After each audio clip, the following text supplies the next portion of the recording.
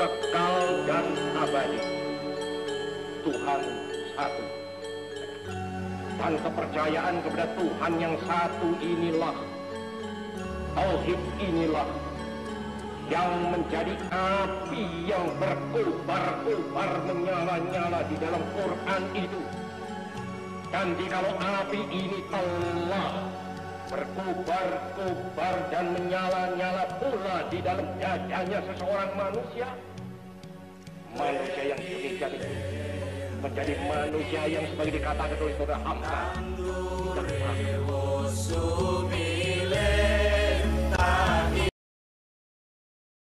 Bismillahirrahmanirrahim. Assalamualaikum warahmatullahi wabarakatuh. Alhamdulillahi rabbil alamin. Assalatu wassalamu ala sayyidina Muhammadin wa ala alihi at-tayyibin wa sahbihi al-muntajabin wa tabi'ina lahum bi ihsanin ila yaumiddin. Amma ba'du. Dalam suasana Ramadan, marilah kita senantiasa bersyukur atas rahmat dan nikmat yang diberikan Allah kepada kita semua. Nikmat bisa bernafas, bisa hidup, bisa menjalani ibadah puasa dengan tulus, dengan khusyuk. Mudah-mudahan amal ibadah puasa kita menjadi tabungan kita, baik di dunia maupun di akhirat. Salawat serta salam kita hadiahkan kepada baginda Rasulullah Sallallahu Alaihi Wasallam. Mudah-mudahan kita senantiasa berada di jalan yang lurus, jalan yang al-hanafiyah as-samhah, yaitu jalan yang lurus, jalan yang toleran, yang penuh kedamaian. Bapak Ibu yang saya hormati, pada sore menjelang buka puasa ini saya akan melanjutkan ngaji pemikiran keislaman Bung Karno dalam tema Islam agama perbuatan, Islam agama amal soleh. Tulisan ini, pidato ini disampaikan pada tanggal 10 Januari 1966 bertepatan dengan malam Nuzulul Quran. Sekali lagi, Bung Karno adalah sosok proklamator, pendiri bangsa yang begitu memberikan perhatian terhadap momen-momen penting dalam hazanah Islam, yaitu malam turunnya Al-Quranul Karim. Dan salah satu hikmah yang disampaikan oleh Bung Karno tentang pentingnya amal, pentingnya perbuatan, karena perbuatan itulah yang akan membebaskan kita dari berbagai macam belenggu keterpurukan, ketidakadilan, kemiskinan, kemunduran. Dan tentu ini akan menjadi semacam kekuatan kita umat Islam yang lahir dan tumbuh di Indonesia untuk terus berkiprah, berperan membangun negeri ini menjadi negara yang berkemajuan, negara yang adil, tentram, makmur, dan sejahtera. Baldatun thayyibatun wa rabbun ghafur. Nah, kalau kita membaca Al-Quran dengan seksama, maka kita akan mengetahui bahwa pikiran Bung Karno tentang Islam sebagai agama perbuatan itu mendapatkan penegasan yang sangat luar biasa di dalam kitab suci Al-Quran itu sendiri yang dikenal dengan istilah amal soleh. Kalau kita membaca Al-Quran, maka akan ditemukan setelah iman, setelah ajakan perintah untuk beriman, mesti disertai dengan perintah untuk beramal soleh. Innalladzina amanu wa amilus solihat. Sesungguhnya orang-orang yang beriman dan beramal saleh.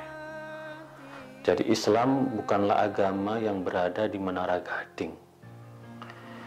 Islam bukan agama yang hanya menegaskan pentingnya iman, tetapi setelah beriman tentu ada perintah tentang amal saleh. Karena dengan amal saleh itu sendiri, maka iman kita akan membawa kemaslahatan tidak hanya kepada kita sendiri, tetapi juga kepada orang lain, kepada bangsa dan negara, kepada kemanusiaan. Disinilah amal saleh, atau menurut bahasa Bung Karno, Islam agama perbuatan, menemukan momentumnya. Nah, Bung Karno selalu mengingatkan kepada kita betapa perbuatan kita itu akan menjadi kunci kemajuan, kebangkitan negeri ini. Karena dengan gotong royong, karena dengan amal-amal yang kita lakukan di negeri ini, pasti akan menciptakan perubahan dan kemajuan ke arah yang lebih baik. Dalam hal ini Bung Karno merujuk salah satu buku yang ditulis oleh Khawajah Kamaluddin, buku yang menegaskan bahwa Islam adalah agama perbuatan. Dan yang menarik dari buku ini adalah Bung Karno mengutip bagaimana Khawajah Kamaluddin menafsirkan Ar-Rahman Ar-Rahim, yaitu sifat dan nama-nama indah Asmaul Husna, nama-nama indahnya Allah SWT, bahwa Allah mempunyai sifat dan nama Rahmaniyah dan Rahimiyah. Dua sifat Allah ini selalu kita baca setiap saat dalam basmalah, Bismillahirrahmanirrahim. Menurut Kamaluddin, sebagaimana dikutip oleh Bung Karno, bahwa makna dari Allah mempunyai sifat Rahmaniyah, Ar-Rahman, bahwa Allah itu sudah memberikan rahmat kepada kita sejak sebelum lahir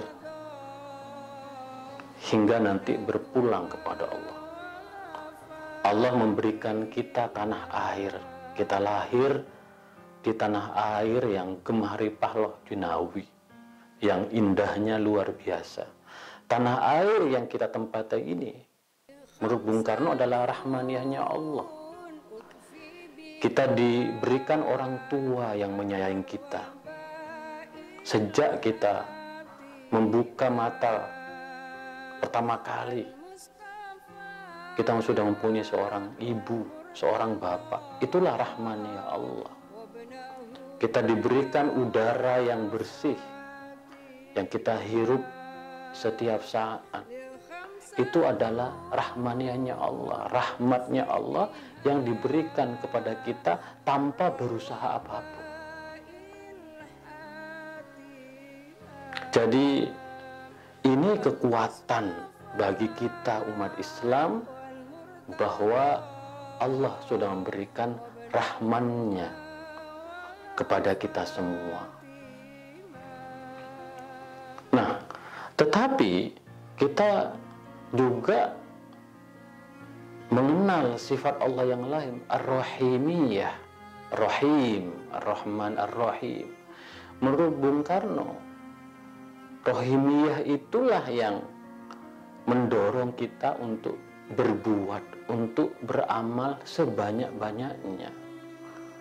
Karena kita tidak cukup hanya berbekal rahmaniyahnya Allah.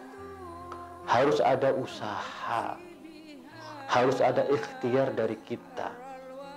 Maka Bung Karno memberikan contoh bagaimana para petani mencangkul, datang ke sawah, menanam benih, menggarap tanahnya, lalu dari usahanya berhasil memanen hasil pertaniannya, dan kemudian itu menjadi modalnya untuk membangun keluarga yang sakinah, membantu orang lain. Nah, itulah contoh rahimiyahnya Allah. Maka kita di dalam hidup ini mempunyai dua modal, mempunyai rahmaniyahnya Allah, rahmat Allah yang melimpah kepada kita semua, termasuk kita mempunyai negeri Indonesia yang sangat indah ini, peradabannya, sejarahnya, alamnya, manusianya. Tetapi kita tidak cukup dengan hanya mengandalkan rahmaniyahnya Allah. Kita harus menjadikan Indonesia ini negara yang adil, makmur, toleran, damai, dengan ikhtiar kita untuk mendapatkan rahimiyahnya Allah Subhanahu wa ta'ala. Nah, oleh karena itu Bung Karno menegaskan pentingnya ijtihad, pentingnya berusaha sesungguh-sungguh dengan pikiran, dengan tenaga, dengan hati nurani. Bung Karno selalu mengutip buku Said Amir Ali yang berjudul The Spirit of Islam. Nah, salah satu spirit dari Islam atau yang kita kenal dengan api Islam ini, bahwa kita harus selalu beristihad, menggunakan akal kita untuk menemukan rahasia-rahasia rahmaniyahnya Allah. Karena tanpa istihad maka kita akan mengalami kemandekan atau mungkin mengalami kemunduran. Memang begitu banyak mazhab-mazhab dalam Islam. Di dalam tradisi Sunni saja kita mengenal mazhab Syafi'i, mazhab Hanafi, mazhab Maliki, dan mazhab Hambali, Ahmad bin Hambal. Di dalam tradisi Syiah atau Ahlul Bait kita mengenal ada Zaidi, ada Ja'fari. Nah, mazhab-mazhab ini menurut Bung Karno hanyalah school of thought, adalah sekolah pemikiran. Dan tentu sebagaimana disampaikan oleh Said Amir Ali, bahwa kita harus terus beristihad dalam rangka menemukan rahasia ilahi dan hakikat dari ajaran Rasulullah Shallallahu Alaihi Wasallam. Maka ada satu ungkapan yang ada yang mengatakan ini adalah hadis, tetapi juga ada yang mengatakan bahwa ini adalah ungkapan dari Abdullah ibnu Amr bin As. Ada yang mengatakan juga ini adalah ungkapan dari Imam Ali, yaitu yang terkenal, i'mal li dunyaka ka'annaka ta'ishu abadan wa amal li akhiratika ka'annaka tamutu wadan. Bekerjalah untuk, beramallah, berbuatlah untuk duniamu seolah-olah kamu hidup selamanya, dan berbuatlah untuk akhiratmu seolah-olah kamu akan meninggal di hari esok.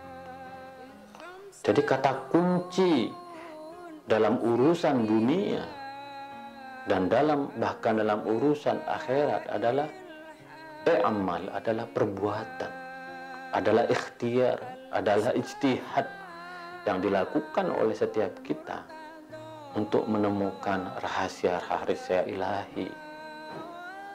Maka kalau kita melihat, dan ini juga yang selalu disampaikan oleh Bung Karno, bagaimana Rasulullah Shallallahu Alaihi Wasallam selain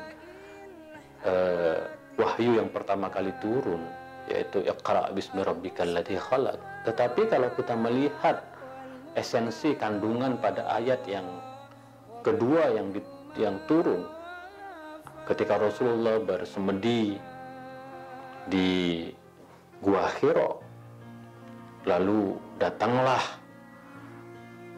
malaikat Jibril dan Rasulullah ketakutan sehingga beliau berselimut. Lalu turunlah ayat, ya ayyuhal mudassir qum fa'andir wa rabbaka fakabbir wa thiyabaka fatahhir wa ruzza fahjur. Bagi kita lihat, ya ayyuhal mudassir, kata Bung Karno, wahai yang berselimut. Dan Rasulullah waktu itu minta kepada istrinya Sayyidah Aisyah, Sayyidah Khadijah, dasiruni, selimutlah saya, selimuti saya. Dia merasa kedinginan,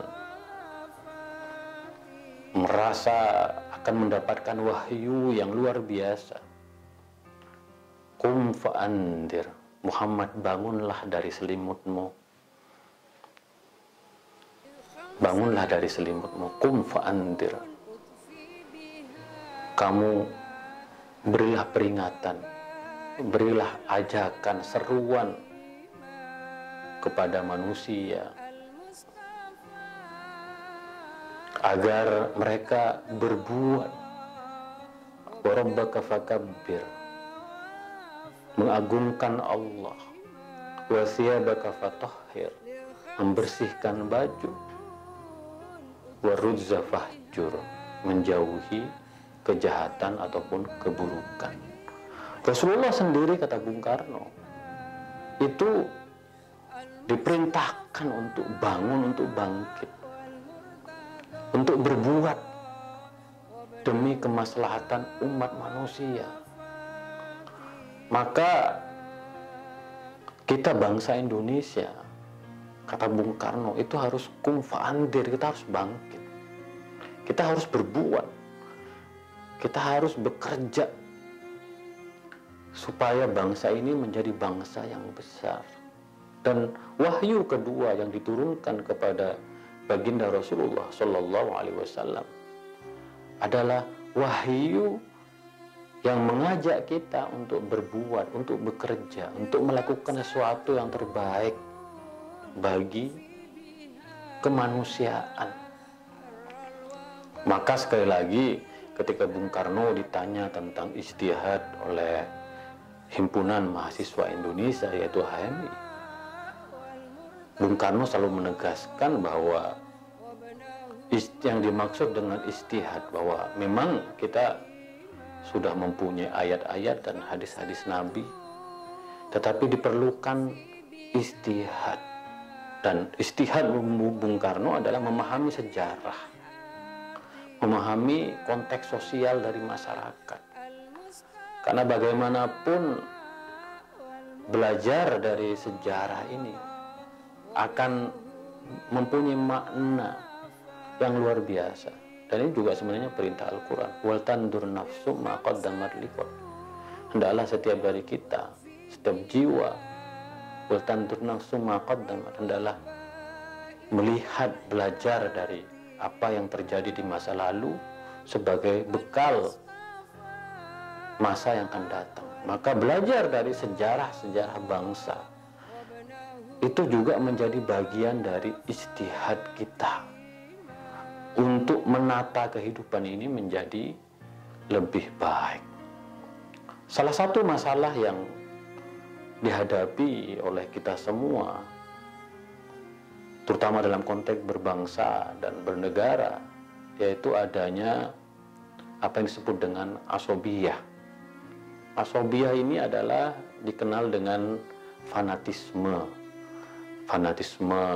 kesukuan, fanatisme kelompok, fanatisme mazhab, fanatisme sekte. Ini menjadi catatan dari Bung Karno yang masalah ini muncul di masa-masa awal kemerdekaan kita dan masih relevan hingga saat ini. Dan Bung Karno selalu mengutip pandangan-pandangan atau hadis dari Rasulullah SAW. Walaupun hadis ini ada yang mengatakan hadis dhaif, tapi Bung Karno mengingatkan karena pesannya sangat luar biasa dan tentu menjadi perhatian dari ulama dan umat Islam yang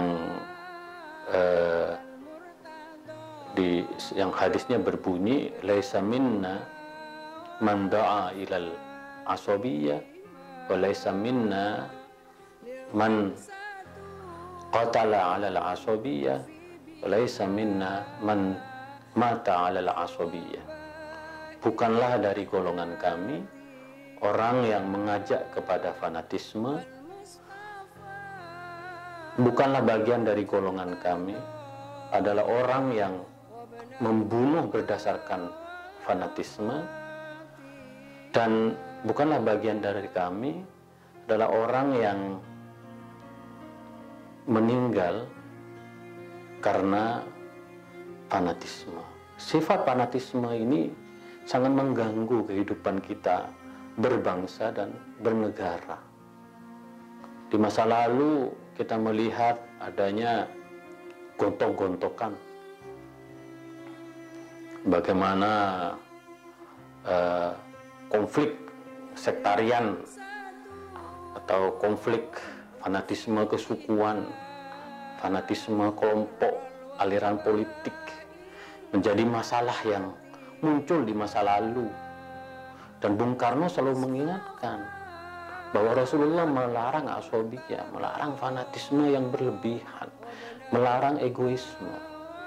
Karena kalau perilaku seperti ini tetap dipertahankan, maka ini akan menjadi tantangan, akan menjadi hambatan yang sangat serius. Bahkan Bung Karno mengutip pandangan dari sosiolog ahli futuristik bahwa tenggelamnya sebuah bangsa itu bukan hanya karena faktor eksternal, tetapi juga karena faktor internal dari warganya yang sering memecah belah, yang sering bergontok-gontokan, yang fanatis. Maka dari itu Bung Karno mengingatkan kepada kita, daripada kita gontok-gontokan, daripada kita asobiyah, daripada kita berseteru yang tidak berujung, maka marilah kita beramal, berbuat. Dan Bung Karno mengutip kalimat dalam azan, bahwa di dalam kalimat dalam azan itu ada hayya 'alas sholah, marilah kita sholat. Tetapi harus ingat setelah itu hayya 'alal falah, marilah kita menuju kemenangan.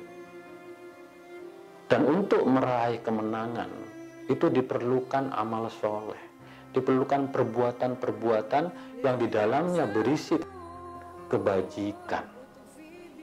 Disinilah sesungguhnya pentingnya Islam sebagai agama perbuatan. Dan sekali lagi, kita sebagaimana dikatakan oleh Bung Karno bahwa kita harus memahami dengan baik sungguh-sungguh rahmaniyahnya Allah, betapa Allah Tuhan yang Maha Kuasa merahmati kita dengan Indonesia yang luar biasa indahnya. Tetapi kita juga diminta untuk mengamalkan rahimiyahnya Allah, bahwa Allah SWT mengajak kita, meminta kita untuk berbuat, untuk beristihad, untuk bekerja demi bangsa dan negara, demi umat dan warga, demi seluruh kita. Karena bagaimanapun bangsa ini mempunyai kekuatan yang sangat luar biasa untuk bangkit dari keterpurukan. Dan kuncinya sebagaimana wahyu yang kedua diturunkan kepada baginda Rasulullah SAW adalah bangkit dari selimut kum fa'andir. Marilah kita bangkit bersama-sama. Marilah kita beristihad. Marilah kita meninggalkan asobiyah, fanatisme. Karena hanya dengan cara itu kita akan bisa menjadi bangsa yang besar.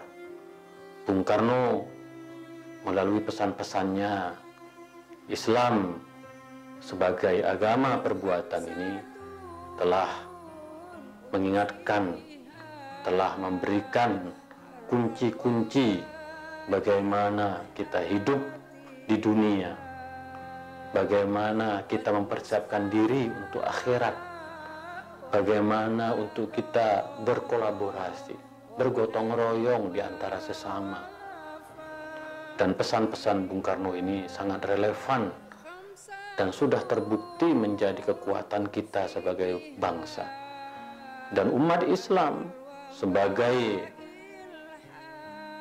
warga yang jumlahnya terbesar di negeri ini mempunyai tanggung jawab yang lebih besar untuk menjadikan Islam sebagai api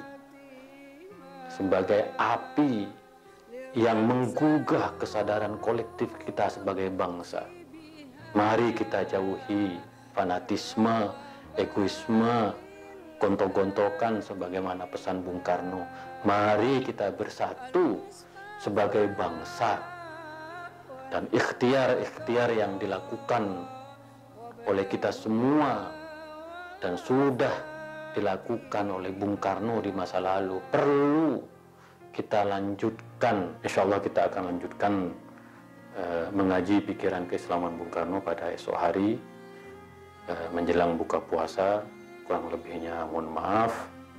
Wa taufiqi illa billah. Alaihi tawakkaltu ila unib. Wallahul muwaffiq ila aqwamit thoriq. Assalamualaikum warahmatullahi wabarakatuh.